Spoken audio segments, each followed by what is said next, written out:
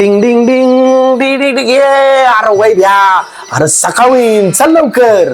अरे गणपती बाप्पा गेले त्यांच्या घरी, आता कुठं निघाला तू? ते पण अर्धी चड्डी घालून. अगं मी चाललोय मुंबईला. परत? हा, दर्शनाला नाही, साफसफाईला. अरे अख्ख्या मुंबईची साफसफाई तू करणार आणि एकटा? अगं काल बाप्पाला टाटा करायला सगळे समुद्र किनाऱ्यावर जमलेले.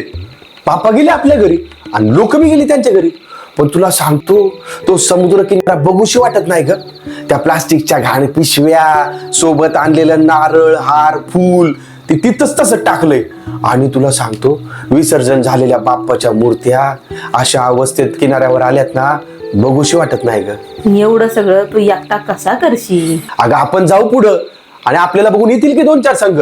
आणि काल बाप्पाला टाटा करायला एवढी माणसं जमलेली समुद्र किनाऱ्यावर, त्यांच्यापैकी 10-15% जरी आले ना माझ्यासोबत, तरी तुला सांगतो आपला समुद्र किनारा एकदम चकाचक होणार. आणि हो, देशाच्या कानाकोपऱ्यातून आणि बाहेरच्या देशातून एवढी लोक आपले मुंबई आणि मुंबईचा किनारा बघायला येतात ग.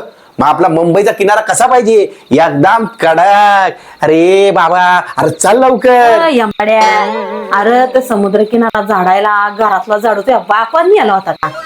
अरे त्या माळ्यावर बघ खराटट पडलाय, तू घेऊन जा. चालेल चालेल.